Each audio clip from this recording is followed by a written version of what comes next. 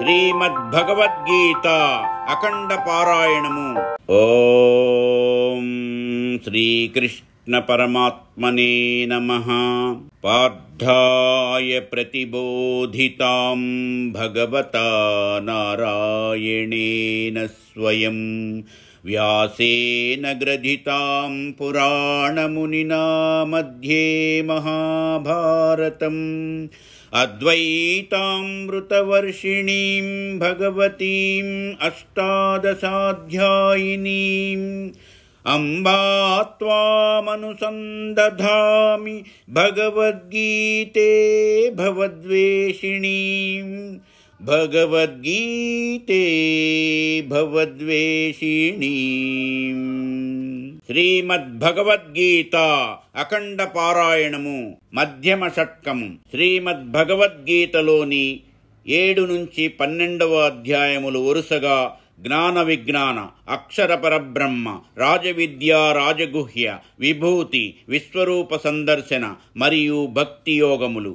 ఈ 6ంటిని మధ్యమ షట్కము లేదా భక్తి యోగము అంటారు. ఈ షట్కములో పరమాత్మని ఎలా పొందాలి, ఏ రూపాలలో ధ్యానించాలి, ఎలా గుర్తించాలి, ఆ పరమాత్మ పైన భక్తి శ్రద్ధలను ఎలా పెంపొందించుకోవాలి, ఆ పరమాత్మను మన మనసులలో ఎలా నిలుపుకోవాలి, ఆ పరమాత్మని అందుకునే దిశగా ఎలా ప్రయత్నం చేయాలి, ఎలా మనలోని పరమాత్మని గుర్తించాలి మొదలైన అంశములను ఆ పరమాత్మ అర్జునునికి సమస్త మానవాళికి స్పష్టముగా తెలియచెప్పిన అధ్యాయములు ఇవి. ఆ అధ్యాయ పారాయణ ఫలమును ఆ పరమాత్మ ఈ క్రింది విధముగా తెలియపరిచారు.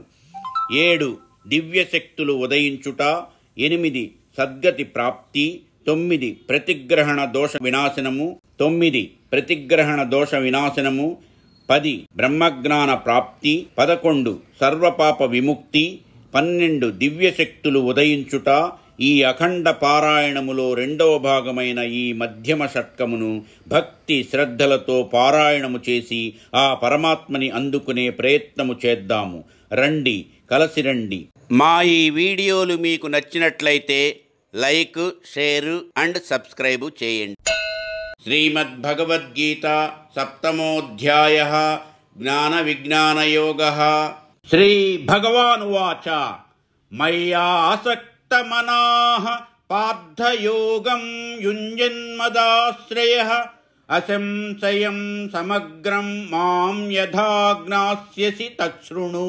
జ్ఞానం తేహం సవిజ్ఞానమిదం వక్ష్యామ్యశేషతః యద్ జ్ఞాత్వా నేహ భూయోన్యద్ జ్ఞాతవ్యమవశిష్యతే.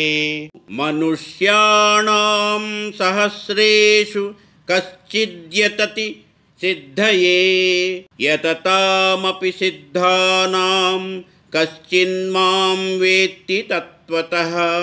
భూమిరాపో నలో వాయుః ఖం మనో బుద్ధిరేవ చ అహంకార ఇతీయం మే భిన్నా ప్రకృతిరష్ఠధా. అపరేయమితస్త్వన్యాం ప్రకృతిం విద్ధి మే పరాం జీవభూతాం మహాబాహో యయేదం ధార్యతే జగత్. ఏతద్యోనీని భూతాని సర్వాణీత్యుపధారయ అహం కృష్ణస్య జగతః ప్రభవః ప్రళయస్తథా. మత్తః పరతరం నాన్యత్కించిదస్తి ధనంజయ మయి సర్వమిదం ప్రోతం సూత్రే మణిగణా ఇవ. రసోహమప్సు కౌంతేయ ప్రభాస్మి శశి సూర్యయోః ప్రణవః సర్వవేదేషు శబ్దః ఖే పౌరుషం నృషు పుణ్యో గంధః పృథివ్యాం చ తేజశ్చాస్మి విభావసౌ. జీవనం సర్వభూతేషు తపశ్చాస్మి तपस्विषु बीजं मां सर्वभूतानां विद्धि पार्थ सनातनं बुद्धिर्बुद्धिमतामस्मि तेजस्तेजस्विनामहम् बलं बलवतां चाहं कामरागविवर्जितं धर्माविरुद्धो भूतेषु कामोऽस्मि भरतर्षभा ये चैव सात्विका भावा राजसास्तामसाश्च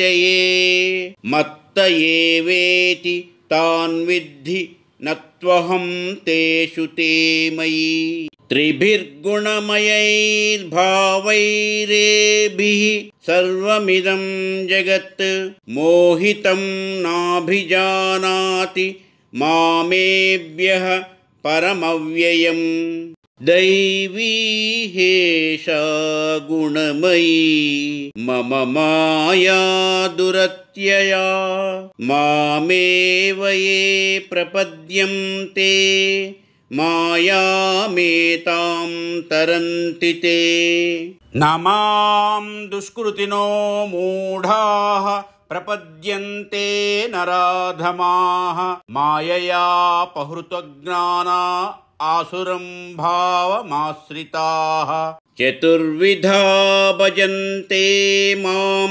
जनाः सुकृतिनोऽर्जुन आर्तो जिज्ञासुरर्धार्थी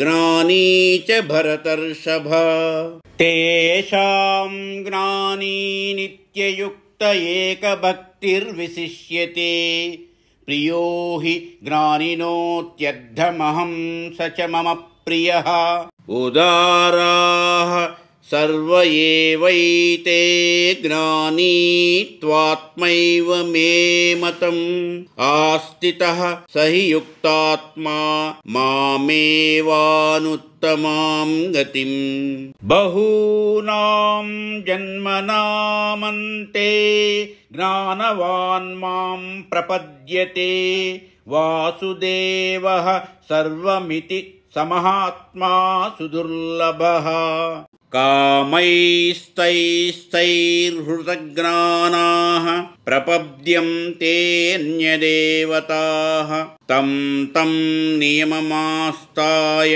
प्रकृत्या नियताः स्वया यो यो यां यां तनुं भक्तः श्रद्धयार्चितुमिच्छति तस्य तस्याचलां श्रद्धां तामेव विदधाम्यहम् सतया श्रद्धया युक्तस्तस्याराधनमीहते लभते च ततः कामान्मयैव विहितान् हितान् अन्तवत्तु फलं तेषां तद्भवत्यल्पमेधसां देवान् देवयजो यान्ति मद्भक्ता यान्ति मामपि अव्यक्तं व्यक्तिमापन्नं मन्यन्ते मामबुद्धयः परं भावमजानन्तो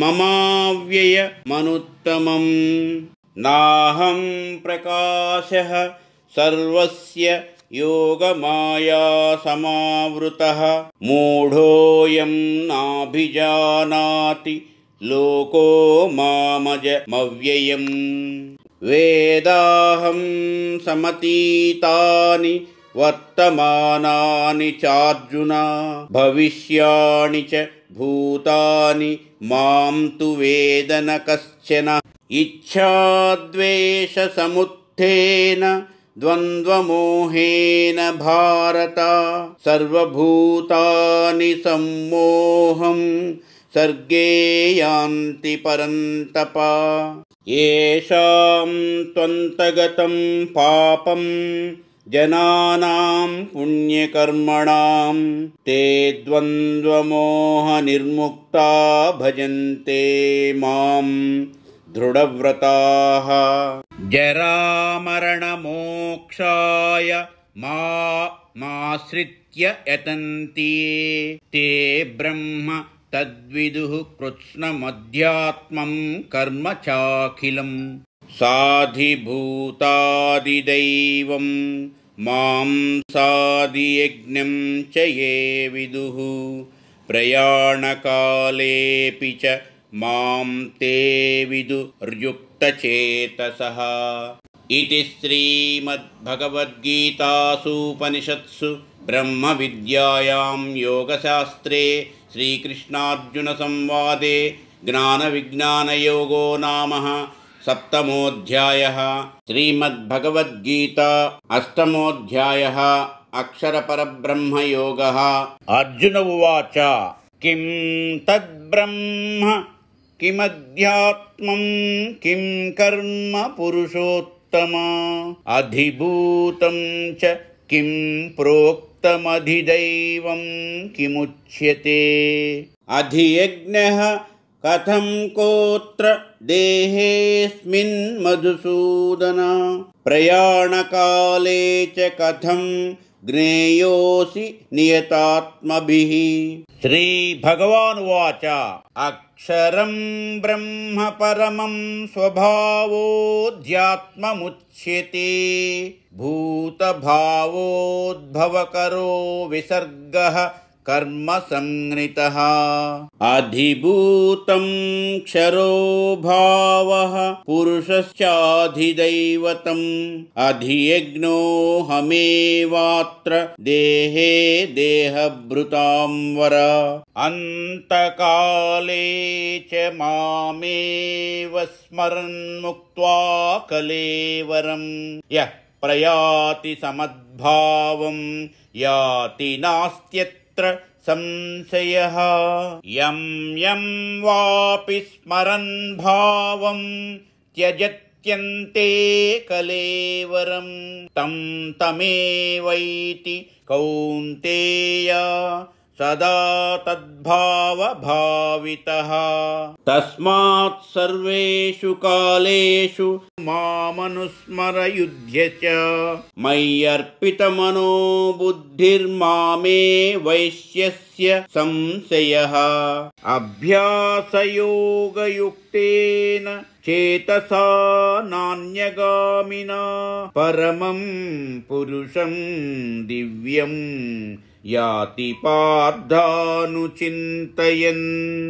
कविं पुराणमनुशासितारम् अणोरणीयांस मनुस्मरेद्यः सर्वस्य दातारमचिन्त्य रूपम् आदित्यवर्णं तमसः परस्तात् प्रयाणकाले मनसाचलेन भक्त्या युक्तो योगबलेन चैव भ्रुवोर्मध्ये प्राणमावेश्य सम्यक् सतं परं पुरुषमुपैति दिव्यम्।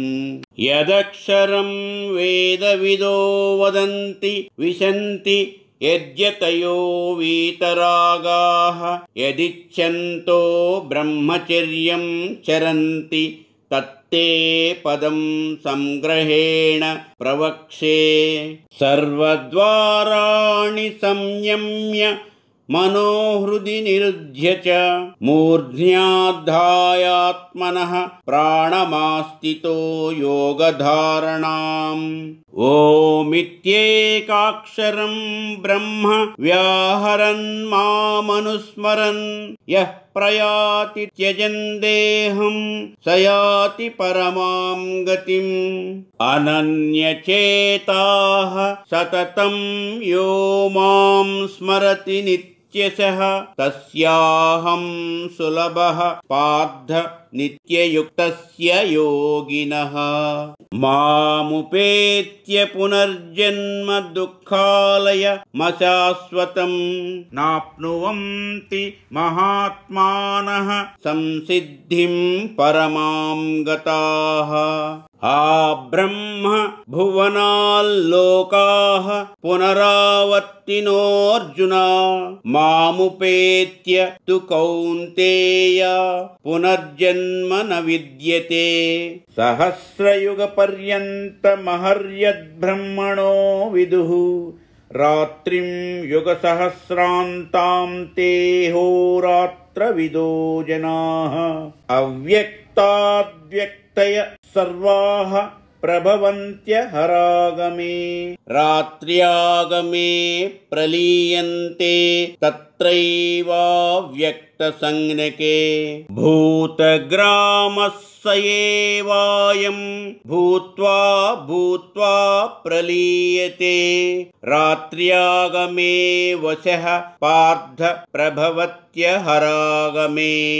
परस्तस्मात्तु भावोऽन्यो व्यक्तो व्यक्तात् सनातनः यस्य सर्वेषु भूतेषु नश्यत्सु न विनश्यति अव्यक्तोऽक्षर इत्युक्तस्थमाहुः परमां गतिं यं प्राप्य न निवर्तन्ते तद्धाम परमं मम पुरुषः स परः पार्थ भक्त्या लभ्यस्त्वनन्यया यस्यान्तस्थानि भूतानि येन सर्वमिदं ततं यत्र काले त्वनावृत्ति मावृत्तिं चैव योगिनः प्रयाता यान्ति तं कालं वक्ष्यामि भरतर्षभ अग्निर्ज्योतिरः शुक्लः षण्मासा उत्तरायणं तत्र प्रयाता गच्छन्ति ब्रह्मविदो जनाः धूमो रात्रिस्तथा कृष्णः षण्मासा दक्षिणायनं तत्र चान्द्रमसं ज्योतिर्योगी प्राप्य निवर्तते शुक्लकृष्णे गतिह्येते जगतः शाश्वते मते एकया यात्यनावृत्ति मन्यया वर्तते पुनः नैते श्रुति पार्थ जानन्योगी मुह्यति कश्चन तस्मात् सर्वेषु कालेषु योगयुक्तो भवार्जुन वेदेषु यज्ञेषु तपस्सु चैव दानेषु यत्पुण्यफलं प्रदिष्टम् अत्येति तत्सर्वमिदं विदित्वा योगी परं स्थानमुपैति चाद्यम् इति श्रीमद्भगवद्गीतासूपनिषत्सु ब्रह्मविद्यायां योगशास्त्रे श्रीकृष्णार्जुनसंवादे अक्षरपरब्रह्मयोगो नाम अष्टमोऽध्यायः। नवमोऽध्यायः राजविद्या राजगुह्ययोगः। श्रीभगवानुवाच इदं तु ते गुह्यतमं प्रवक्ष्याम्यनसूयवे ज्ञानं विज्ञानसहितं यद्ज्ञात्वा मोक्ष्यसे शुभात् राजविद्या राजगुह्यं पवित्रमिदमुत्तमं प्रत्यक्षावगमं धर्म्यं सुसुखं कर्तुमव्ययम् अश्रद्धधानाः पुरुषा धर्मस्यास्य परन्तप अप्राप्य मां निवर्तन्ते मृत्युसंसारवत्मनि मया ततमिदं सर्वं जगदव्यक्तमूर्तिना मतस्थानि सर्वभूतानि न चाहं तेष्वस्थितः न च मत्स्थानि भूतानि पश्य मे योगमैश्वरम् भूतभृन्न च भूतस्थो ममात्मा भूतभावनः यथाकाशस्थितो नित्यं वायुः सर्वत्र गो महान् तथा सर्वाणि भूतानि मत्स्थानीत्युपधारय सर्वभूतानि कौन्तेय प्रकृतिं यान्ति मामिकां कल्पक्षये पुनस्तानि कल्पादौ विसृजाम्यहम् प्रकृतिं स्वामवस्तभ्य विसृजामि पुनः पुनः भूतग्राममिमं कृष्णमवशं प्रकृतेर्वशात् न च मां तानि कर्माणि निबध्नन्ति धनञ्जय उदासीनवदासीनमसक्तं तेषु कर्मसु मयाध्यक्षेण प्रकृतिः सूयते सचराचरम् हेतुनानेन कौन्तेय जगद्विपरिवर्तते अवजानन्ति मां मूढा मानुषीं तनुमाश्रितं परं भावमजानन्तो मम भूतमहेश्वरम् मोघास्य मोघकर्माणो मोघज्ञानाविचेतसः राक्षसीमासुरीं चैव प्रकृतिं मोहिनीं श्रिताः महात्मानस्तु मां पार्थ दैवीं प्रकृतिमाश्रिताः भजन्त्यनन्यमनसो ज्ञात्वा भूतादिमव्ययम् सततं कीर्तयन्तो मां यतन्तश्च दृढव्रताः नमस्यन्तश्च मां भक्त्या नित्ययुक्ता उपासते ज्ञानयज्ञेन चाप्यन्ये यजन्तो मामुपासते एकत्वेन पृथक्त्वेन बहुधा विश्वतो मुखम् अहं क्रतुरहं यज्ञस्वधाः महमौषधं मन्त्रोह महमेवाज्य महमग्निरहं हुतं पिताहमस्य जगतो माता धाता पितामहः वेद्यं पवित्रमोंकार रुक्सामयजुरेव च गतिर्भर्ता प्रभुः साक्षी निवासः शरणं सुहृत् प्रभवः प्रलयः स्थानं निधानं बीजमव्ययम् तपाम्यहमहं वर्षं निगृह्णाम्युत्सृजामि च अमृतं चैव मृत्युश्च सदसच्चाहमर्जुन त्रैविद्या मां सोमपाः पूतपापा यज्ञैरिष्ट्वा स्वर्गतिं प्रार्थयन्ते ते पुण्यमासाद्य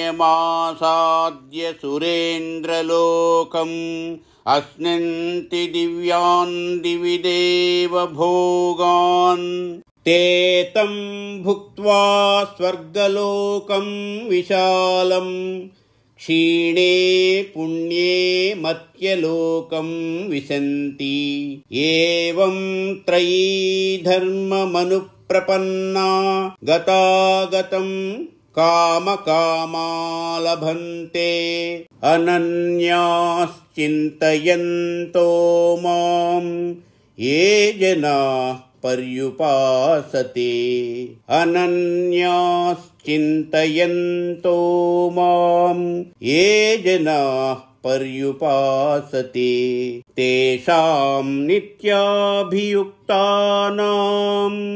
योगक्षेमं वहाम्यहम् योगक्षेमं वहाम्यहम् येऽप्यन्यदेवता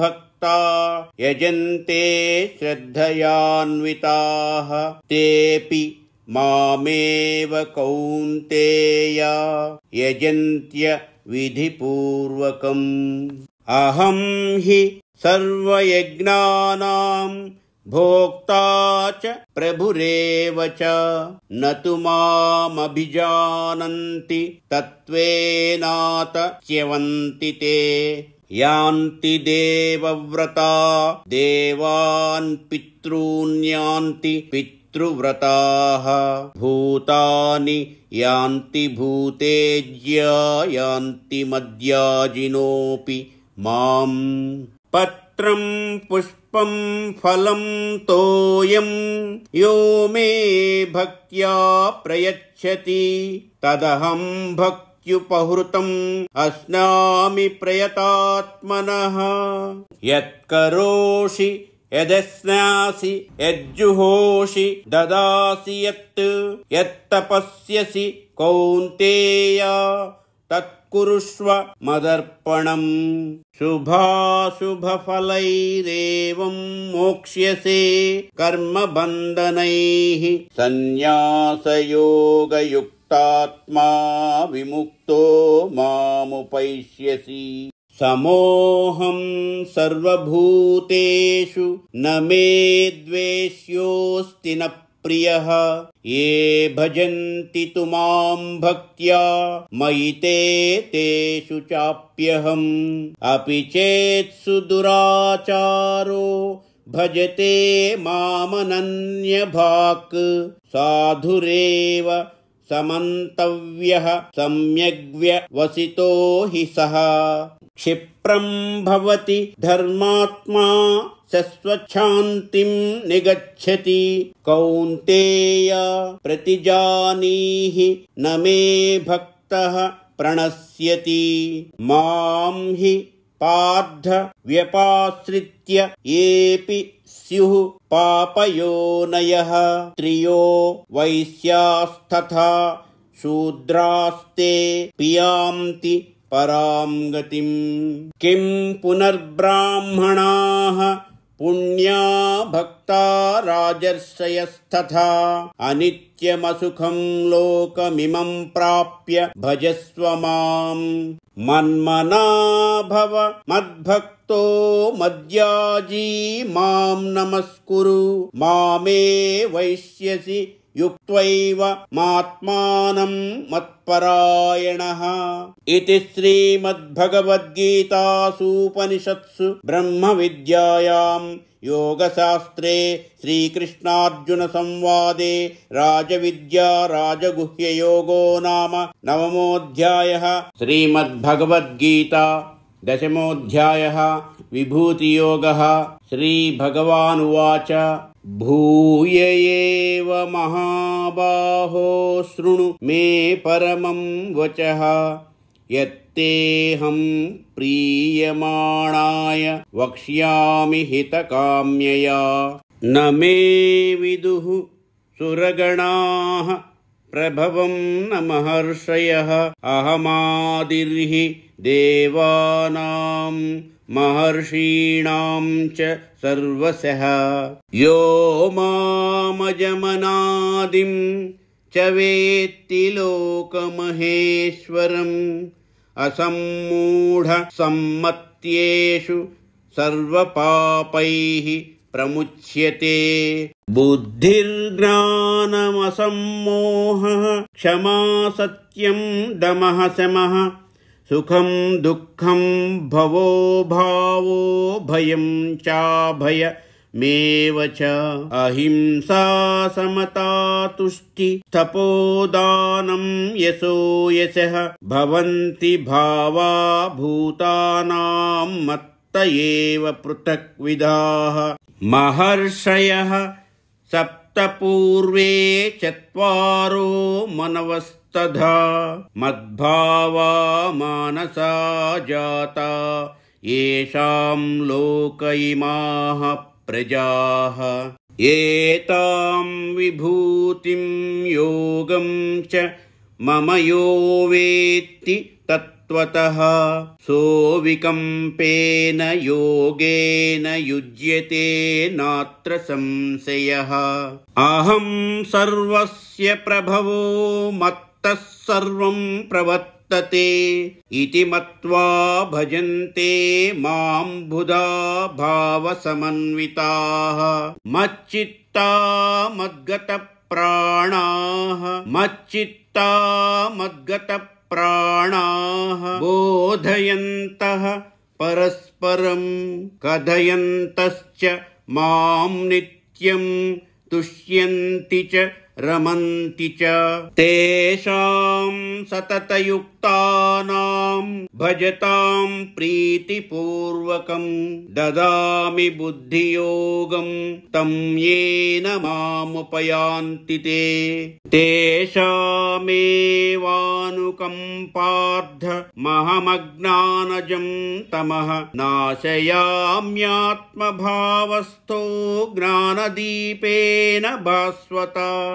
अर्जुन उवाच परं ब्रह्म परं धाम पवित्रं परमं भवान् पुरुषं शाश्वतं दिव्यमादिदेवमजं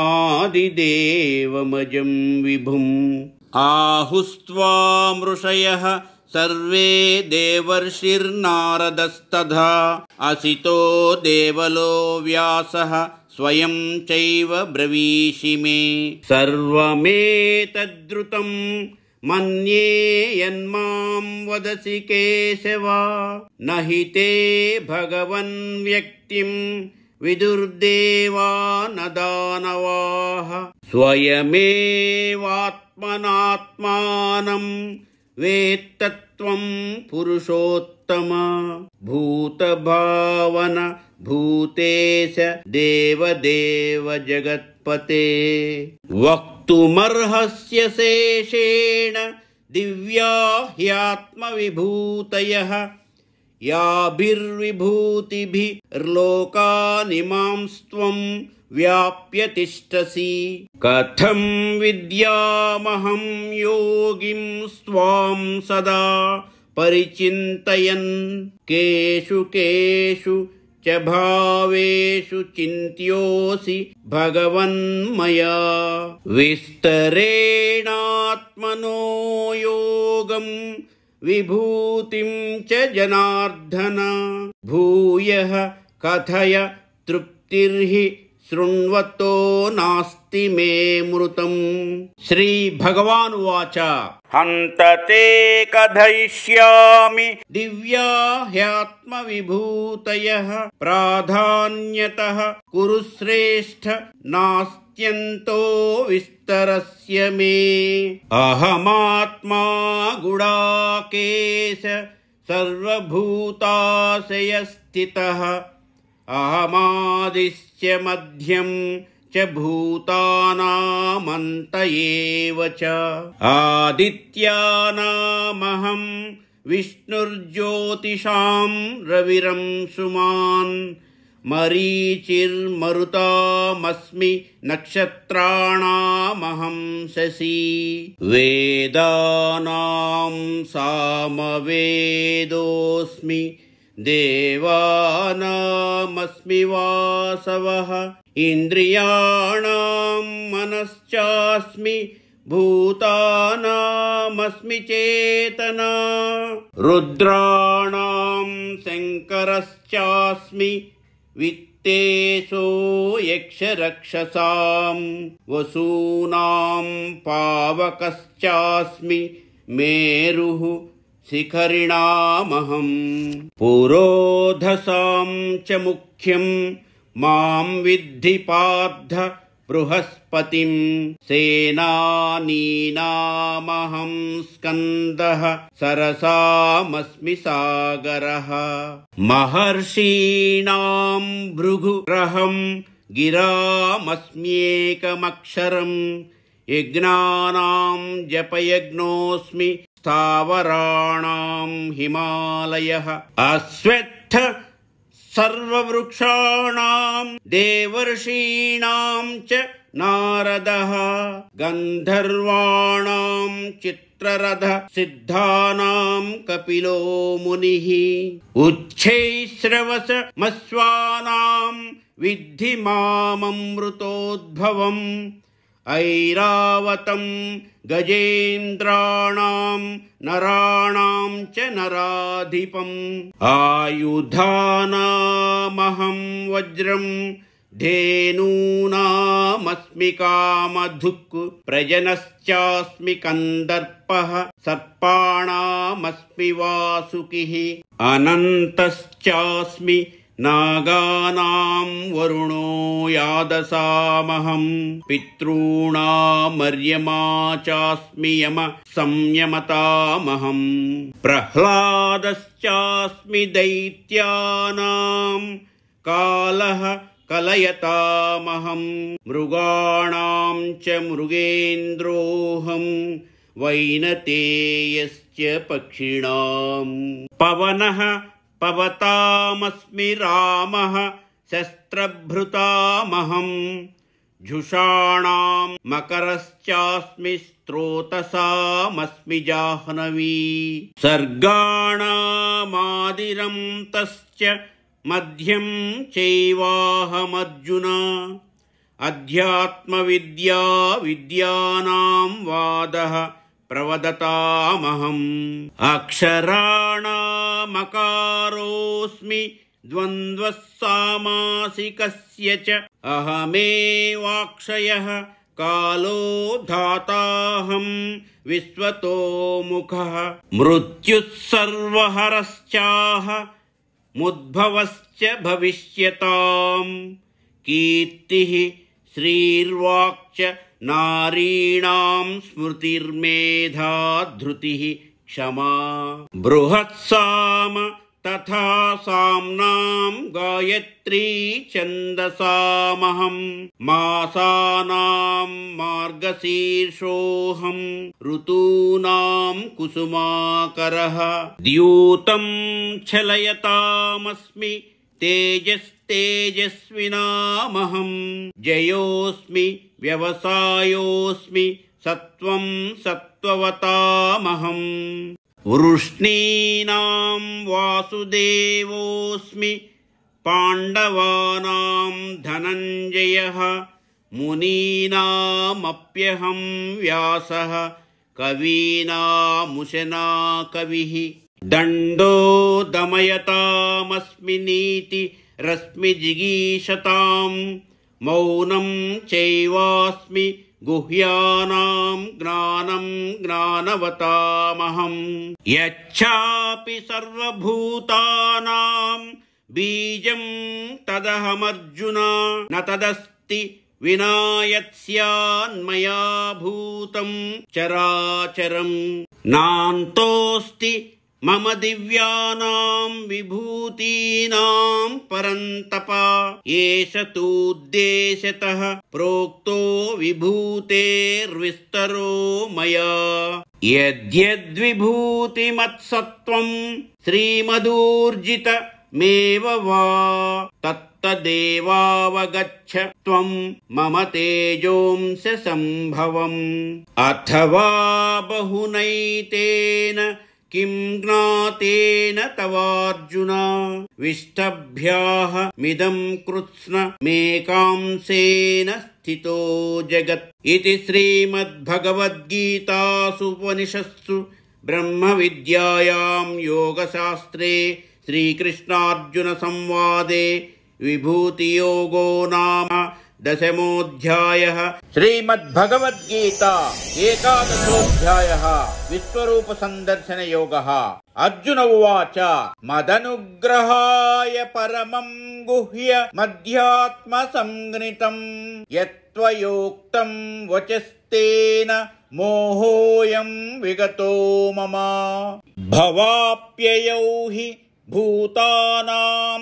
श्रुतौ विस्तरशो मया त्वत्तः कमलपत्राक्ष महात्म्यमपि चाव्ययम् एवमे तद्यथार्थ त्वमात्मानं परमेश्वर द्रष्टुमिच्छामि ते रूपमैश्वरं पुरुषोत्तम मन्यसे यदि तच्छक्यं मया द्रष्टुमिति प्रभो योगेश्वर ततो मे त्वं दर्शयात्मानमव्ययम् श्री भगवानुवाच पश्य मे पार्थरूपाणि शतशोधसहस्रशः नानाविधानि दिव्यानि नानावर्णाकृतीनि च पश्यादित्यान् वसून् रुद्रान् अश्विनौ मरुतस्तथा बहून्यदृष्ट पूर्वाणि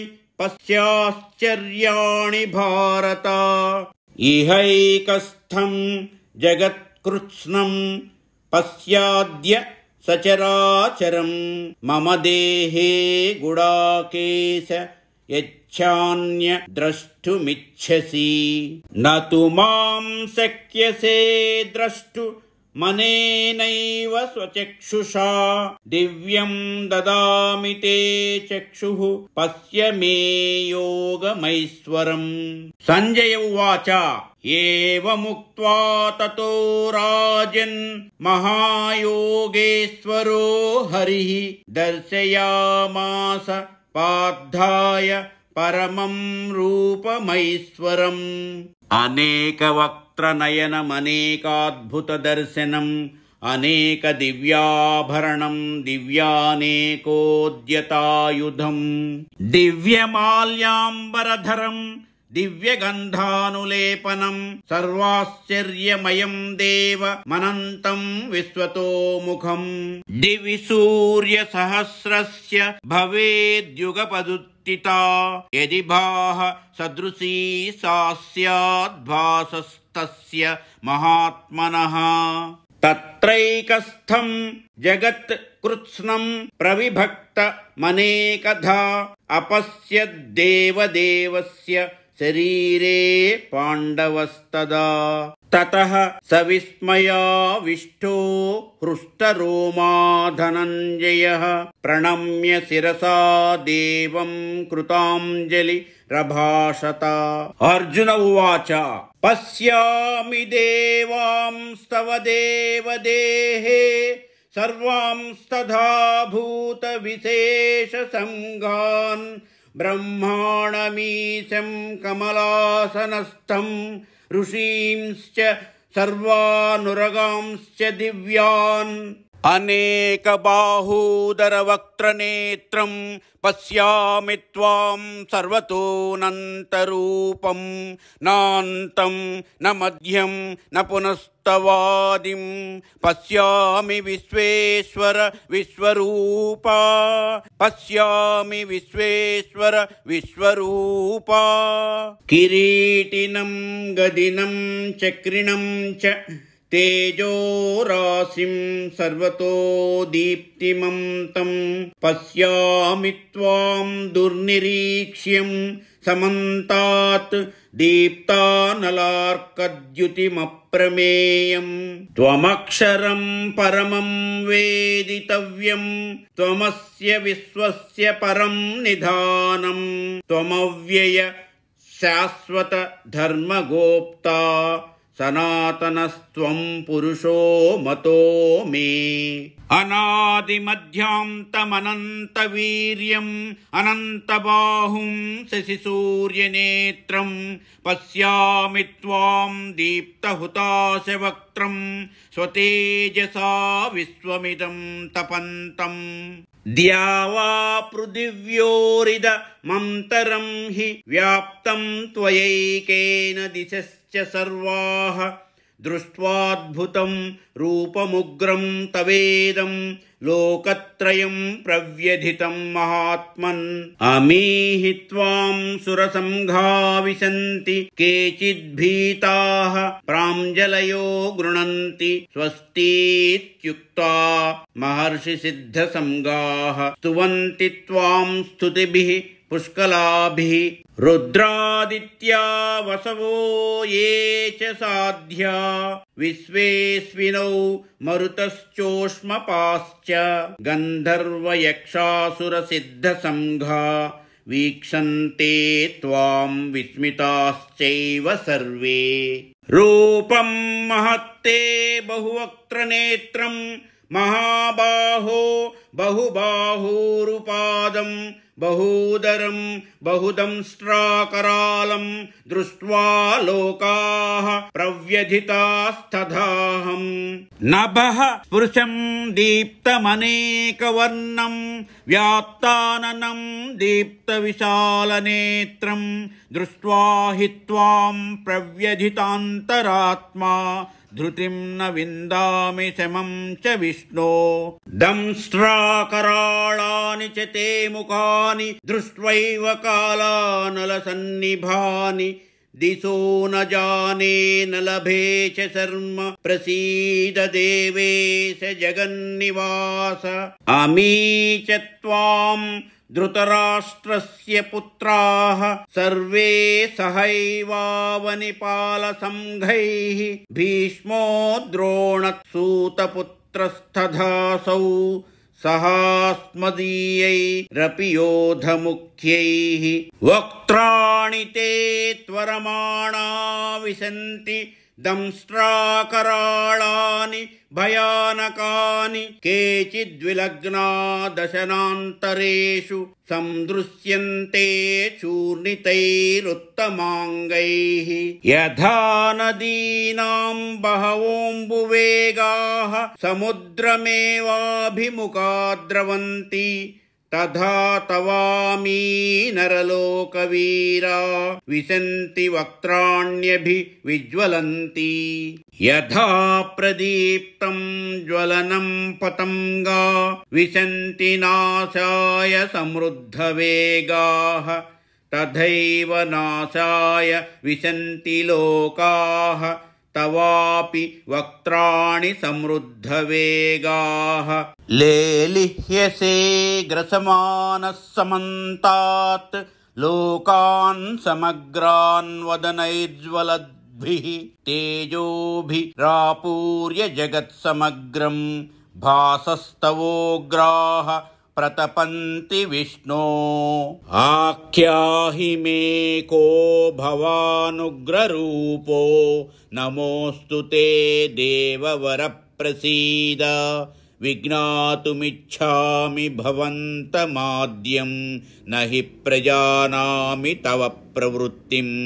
श्री भगवानुवाच कालोऽस्मि लोकक्षयकृत् प्रवृद्धो लोकान् समाहर्तु मिह प्रवृत्तः ऋतेऽपि त्वां न भविष्यन्ति सर्वे एव स्थिताः प्रत्यनीकेषु योधाः तस्मात्त्वमुत्तिष्ठ यशो लभस्व जित्वा शत्रून् भुङ्क्ष्व राज्यं समृद्धं मयैवैते निहताः पूर्वमेव निमित्तमात्रं भव सव्यसाचिन् द्रोणञ्च भीष्मञ्च जयद्रथं च कर्णं तथान्यानपि योधवीरान् मया हतांस्त्वं जहिमा व्यधिष्ठा युध्यस्व जेतासि रणे सपत्नान्। संजय उवाच एतत् श्रुत्वा वचनं केशवस्य कृताञ्जलिर्वेपमानः किरीटी नमस्कृत्वा भूय एवाह कृष्णं सगद्गदं भीतः प्रणम्य। अर्जुन उवाच स्थाने हृषीकेश तव प्रकीर्त्या जगत्प्रहृष्यत्यनुरज्यते च रक्षांसि भीतानि दिशो द्रवन्ति सर्वे नमस्यन्ति च सिद्धसङ्घाः कस्माच्च तेन न मेरन्महात्मन् गरीयसे ब्रह्मणोऽप्यादिकर्त्रे अनन्तदेवेश जगन्निवास त्वमक्षरं सदसत्तत्परं यत् त्वमादिदेवः पुरुषः पुराणः त्वमस्य विश्वस्य परं निधानं वेत्तासि वेद्यं च परं च धाम त्वया ततं विश्वमनन्तरूपा वायुर्यमोऽग्निर्वरुण शशाङ्कः प्रजापतिस्त्वं प्रपितामहश्च नमो नमस्तेऽस्तु सहस्रकृत्वः पुनश्च भूयोऽपि नमो नमस्ते नमः पुरस्तादध पृष्ठतस्ते नमोऽस्तु ते सर्वत एव सर्व अनन्तवीर्यामि तविक्रमस्त्वं सर्वं समाप्नोषि ततोऽसि सर्वः। सखेति मत्वा प्रसभं यदुक्तं हे कृष्ण हे यादव हे सखेति अजानता महिमानं तवेदं मया प्रमादात् प्रणयेन वापि यच्छापहासार्धमसत्कृतोऽसि विहारशय्यासन भोजनेषु एकोऽधवाप्यच्युत तत्समक्षं तत्क्षामये त्वामहमप्रमेयम्। पितासि लोकस्य चराचरस्य त्वमस्य पूज्यस्य गुरुर्गरीयान् न त्वत्समोऽस्त्यभ्यधिकः कुतोऽन्यो लोकत्रयेऽप्यप्रतिमप्रभाव। तस्मात् प्रणम्य प्रणिधाय कायं प्रसादये त्वामहमीशमीड्यं।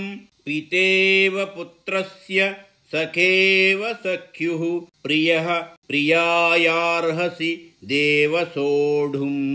अदृष्टपूर्वं हृषितोऽस्मि दृष्ट्वा भयेन च प्रव्यथितं मनो मे।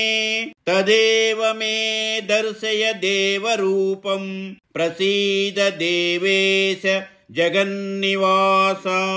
किरीटिनं गदिनं चक्रहस्तम् इच्छामि त्वां द्रष्टुमहं तथैव। तेनैव रूपेण चतुर्भुजेन सहस्रबाहो भव विश्वमूर्ते। सहस्रबाहो भव विश्वमूर्ते। श्री भगवानुवाच मया प्रसन्नेन तवार्जुनेदं रूपं परं दर्शितमात्मयोगात्। तेजोमयं विश्वमनन्तमाद्यं यन्मे त्वदन्येन न दृष्टपूर्वम्। न वेदयज्ञाध्ययनैर्न दानैः न च क्रियाभिर्न तपोभिरुग्रैः। एवं रूपशक्य अहं नृलोके द्रष्टुं त्वदन्येन कुरु प्रवीरा। मा ते व्यथा मा च विमूढभावो दृष्ट्वा रूपं घोरमीदृङ्ममेदं। व्यपेतभिः प्रीतमनाः पुनस्त्वं तदेव मे रूपमिदं प्रपश्य।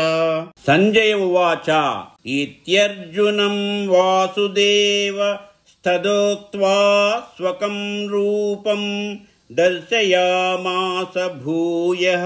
आश्वासयामास च भीतमेनं भूत्वा पुनः सौम्य वपुर्महात्मा। अर्जुन उवाच दृष्ट्वेदं मानुषं रूपं तव सौम्यं जनार्दन। इदानीमस्मि संवृत्तः सचेताः प्रकृतिं गतः। श्री भगवानुवाच सुदुर्दर्शमिदं रूपं दृष्टवानसि यन्मम। देवाप्यस्य रूपस्य नित्यं दर्शनकाङ्क्षिणः।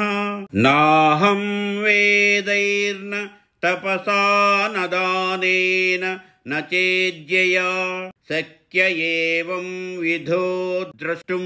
दृष्टवानसि मां यथा भक्त्या त्वनन्यया शक्य अहमेवं विधोऽर्जुन। ज्ञातुं द्रष्टुं च तत्त्वेन प्रवेष्टुं च परन्तप। मत्कर्म कृन्मत्परमो मद्भक्त संगवर्जितः। निर्वैरः सर्वभूतेषु यत्समामेति पाण्डव। इति श्रीमद्भगवद्गीतासूपनिषत्सु ब्रह्मविद्यायां योगशास्त्रे श्रीकृष्णार्जुनसंवादे विश्वरूपसन्दर्शनयोगो नाम 11 श्रीमद्भगवद्गीता 12 भक्तियोगः। अर्जुन उवाच एवं सततयुक्ता ये भक्तास्त्वां पर्युपासते ये चाप्यक्षरमव्यक्तं तेषां के योगवित्तमाः मय्यावेश्य मनो ये मां नित्ययुक्ता उपासते श्रद्धया परयोपेतास्ते मे युक्ततमा मताः ये त्वक्षरमनिर्देश्य मव्यक्तं पर्युपासते सर्वत्र गमचिन्त्यं च कूटस्थमचलं ध्रुवं संनियम्येन्द्रियग्रामं सर्वत्र समबुद्धयः ते प्राप्नुवन्ति मामेव सर्वभूतहिते रताः क्लेशोऽधिकतरस्तेषामव्यक्तासक्तचेतसाम् अव्यक्ता हि गतिर्दुःखं देहवद्भिरवाप्यते ये तु सर्वाणि कर्माणि मयि संन्यस्य मत्पराः अनन्येनैव योगेन मां ध्यायन्त उपासते तेषामहं समुद्धर्ता मृत्युसंसारसागरात् भवामि न चिरात् पार्थ मय्यावेशितचेतसाम् मय्येव मन आधत्स्व मयि बुद्धिं निवेशय निवसिष्यसि मय्येव अत ऊर्ध्वं न संशयः अधश्चित्तं समाधातुं न शक्नोषि मयि स्थिरम् अभ्यासयोगेन ततो मामिच्छाप्तुं धनञ्जय अभ्यासेऽप्यसमर्थोऽसि मत्कर्म परमो भव मदद्धमपि कर्माणि कुर्वन् सिद्धिमवाप्स्यसि अधैतदप्यशक्तोऽसि कर्तुम् मद्योगमाश्रितः सर्वकर्मफलत्यागं ततः कुरु यतात्मवान् श्रेयो हि ज्ञानमभ्यासात् ज्ञानात् ध्यानं विशिष्यते ध्यानात् कर्मफलत्यागस्त्यागात् क्षान्तिरनन्तरम् अद्वेष्टा सर्वभूतानां मैत्रः करुण एव च निर्ममो निरहङ्कारः समदुःखसुख क्षमी सन्तुष्टः सततं योगी यतात्मा दृढनिश्चयः मय्यर्पितमनो बुद्धिर्यो मद्भक्तः स मे प्रियः यस्मान्नो द्विजते लोको लोकान्नो द्विजते च यः हर्षामर्षभयोद्वेगैर्मुक्तो यः स च मे प्रियः अनपेक्षः शुचिर्दक्ष उदासीनो गतव्यधः सर्वारंभ परित्यागी यो मद्भक्त स मे प्रियः यो न हृष्यति न द्वेष्टि न शोचति न काङ्क्षति शुभाशुभ परित्यागी भक्तिमान् यः स मे प्रियः समः शत्रौ च मित्रे च तथा मानावमानयोः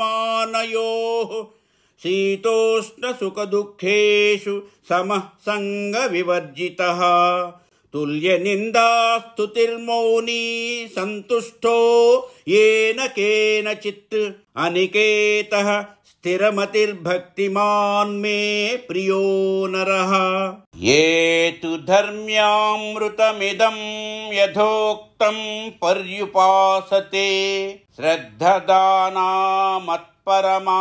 भक्तास्तेतीव मे प्रियाः। इति श्रीमद्भगवद्गीतासूपनिषत्सु ब्रह्मविद्यायां योगशास्त्रे श्रीकृष्णार्जुनसंवादे भक्तियोगो नाम द्वादशोऽध्यायः। इति श्रीमद्भगवद्गीता अखण्डपारायणमु मध्यमषट्कम् सम्पूर्णम्।